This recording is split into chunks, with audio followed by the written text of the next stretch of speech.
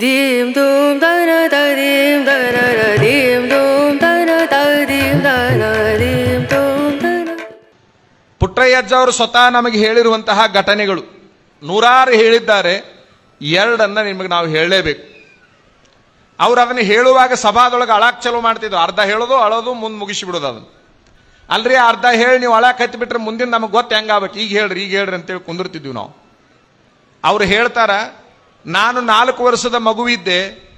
ಶಿವಯೋಗ ಮಂದಿರದಲ್ಲಿ ನಾನು ಒಯ್ದು ಬಿಟ್ಟಾಗ ತಲೆಯಿಂದ ಹಿಡ್ಕೊಂಡು ಪಾದದ ತನಕ ನನ್ನ ಮೈ ತುಂಬ ಗಾಯಗಳಿದ್ದು, ಆ ಗಾಯದ ತುಂಬ ಕೀವನು ಸೋರ್ತಿತ್ತು, ರಕ್ತನೂ ಸೋರ್ತಿತ್ತು, ಇನ್ನೂ ಏನೇನೋ ಆಗ್ತಿತ್ತು, ದೇಹದಲ್ಲಿ ದುರ್ಗಂಧ ಇತ್ತು.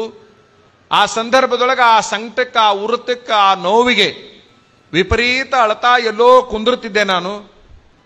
ಒಂದು ಸಾರಿ ಆ ರೀತಿ ಗಿಡದ ಬುದು ಕುಂತ್ಕೊಂಡು ಆ ದೇಹದ ಸಂಕಟಕ್ಕೆ ನಾ ಅಳ್ತಾ ಇರಬೇಕಾದ್ರೆ ಅಲ್ಲೊಬ್ಬರು ಬಂದರು, ನನ್ನನ್ನು ಎತ್ತಿಕೊಂಡ್ರು, ತೊಡಿ ಮೇಲೆ ಕುಂದಿರಿಸಿಕೊಂಡ್ರು, ತೊಳಿಲಿಕ್ಕೆ ಪ್ರಾರಂಭ ಮಾಡಿದ್ರು ನನ್ನ ಗಾಯಗಳನ್ನು. ನೀವ್ಯಾರು ಅಂತ ಕೇಳಿದ್ರೆ ಹೇಳಕ್ಕ ತಯಾರಿಲ್ಲ. ಅವರು ಮೌನವಾಗಿ ಕೆಲಸವನ್ನ ಮಾಡ್ತಾ ಇದ್ದಾರೆ, ಮೌನವಾಗಿ ಗಾಯವನ್ನು ತೊಳಿತಾ ಇದ್ದಾರೆ, ಮೌನವಾಗಿ ಔಷಧವನ್ನು ಹಚ್ತಾ ಇದ್ದಾರೆ. ಅಷ್ಟೆಲ್ಲ ಆರೈಕೆಯನ್ನ ಮಾಡಿದ ನಂತರದಲ್ಲಿ ಒಯ್ದು ಎಲ್ಲಿ ಇಳಿಸಬೇಕಾಗಿತ್ತು ಅಲ್ಲಿ ಇಳಿಸಿದ್ರು. ಉರುಪು ಕಡಿಮೆ ಆಗಿತ್ತು, ಮತ್ತೊಂದಾಗಿತ್ತು. ಮುಂದೆ ಆ ಪೂರ್ತಿ ಗಾಯ ವಾಸಿ ಆಯಿತು.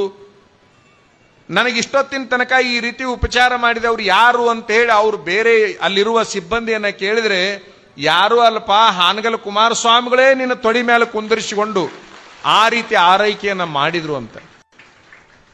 ಪುಟ್ಟಯ್ಯಜ್ಜ ಅವರು ಈ ಘಟನೆಯನ್ನ ಎಲ್ಲಿ ತನಕ ಒಯ್ತಿದ್ರು ಅಂತಂದ್ರೆ ತೊಡಿ ಮೇಲೆ ಕುಂದಿರಿಸಿಕೊಂಡ್ರು ಅನ್ನೋ ತನಕ ಹೇಳಿದ್ರೊಳಗ ಮುಂದೆ ಅವ್ರಿಗೆ ಹೇಳಕ್ ಹಾಕಿದ್ದಿಲ್ಲ.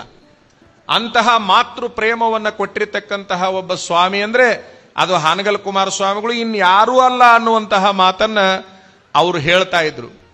ಅದಾದ ನಂತರದಲ್ಲಿ ಎಲ್ಲ ಪೂರ್ತಿ ಆರಾಮಾಗಿತ್ತು. ತಲೆಯನ್ನು ಬಹಳ ಸ್ವಚ್ಛಗ ಬೋಳಿಸಿದ್ರು, ಎಲ್ಲ ಮಾಡಿದ್ರು. ಒಂದ್ ಸಾರಿ ಹಿಂಗೆ ಬಿಸಿಲಾಗ ಹೊಂಟಂತ ಸಂದರ್ಭದಲ್ಲಿ ತಳಗೂ ಸುಡ್ತಿತ್ತು, ಮ್ಯಾಲೂ ಸುಡ್ತಿತ್ತು. ಬಿಸಿಲು, ಅಷ್ಟು ಬಿಸಿಲಿನ ತಾಪ, ವಿಪರೀತ ಬಿಸಿಲಿನ ತಾಪದಲ್ಲಿ ಕಣ್ಣು ಕಾಣದೇ ಇರುವಂತಹ ಪುಟ್ಟಯ್ಯಜ್ಜ ಒಟುವಾಗಿ ಶಿವಯೋಗ ಮಂದಿರದಲ್ಲಿ ಹಿಂಗೆ ಹೋಗುತ್ತಿರ್ಬೇಕಾದ್ರೆ ಯಾರೋ ಒಬ್ರು ತಂದು ಹಿಂಗೆ ಛತ್ರಿ ಹಿಡಿತಾರೆ. ಅವ್ರ ಹಿಂದಿಂದ ಹೋಗ್ತಿರ್ಬೇಕಾದ್ರೆ ಯಾರು ನೀವು ಅಂತ ಕೇಳಿದ್ರೆ ಹೇಳಂಗೇ ಇಲ್ಲ. ಅದು ಆತನಿಗೆ ಗೊತ್ತಾಗಬಾರ್ದು, ನಾನ ಸಹಾಯ ಮಾಡಕತ್ತೀನಿ, ನಾನ ಆತನಿಗೆ ಆರೈಕೆ ಮಾಡಕತ್ತೀನಿ ಅನ್ನೋದು ಗೊತ್ತಾಗಬಾರ್ದು ಅನ್ನುವಂತಹ ತ್ಯಾಗ ಹಾನಗಲ್ ಕುಮಾರ ಮಹಾಸ್ವಾಮಿಗಳವ್ರದ್ದು. ನೀವೆಲ್ಲ ಗಮನಿಸ್ಬೇಕು.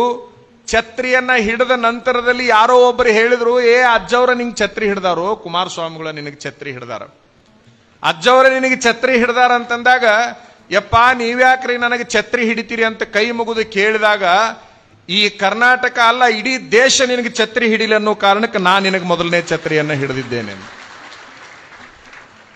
ನಾವೆಲ್ಲ ಗಮನಿಸೋಣ, ಬಹಳ ಚರ್ಚೆ ಮಾಡೋದು ಬೇಡ. ಒಟ್ಟಾರೆ ಇವರಿಬ್ರು ದೇವ್ರನಿಸಿಕೊಂಡ್ರು. ಯಾರು? ಪಂಚಾಕ್ಷರ ಗವಾಯಿಗಳವರು, ಪುಟ್ಟರಾಜ ಕವಿ ಗವಾಯಿಗಳವರು ದೇವ್ರನಿಸಿಕೊಂಡ್ರು. ಇವರಿಬ್ಬರನ್ನ ದೇವರು ಮಾಡಿದ ದೇವರು ಯಾರು ಅಂದ್ರೆ ಹಾನಗಲ್ ಕುಮಾರ ಮಹಾಸ್ವಾಮಿಗಳವರು. ಮೂವರ ಸ್ಮರಣೆ ನಮ್ಮ ಜನ್ಮದ ಪಾವನ, ನಮ್ಮ ಜನ್ಮದ ಸಾರ್ಥಕತೆ ಅನ್ನುವಂಥ ಮಾತನ್ನು ಹೇಳಿ ನಮ್ಮ ಮಾತುಗಳನ್ನ ಜಗದ್ಗುರುಗಳವರಿಗೆ ಅರ್ಪಿಸಿ ಈಗ ಜಗದ್ಗುರುಗಳವರಿಂದ ಆಶೀರ್ವಚನವನ್ನು ಕೇಳೋಣ.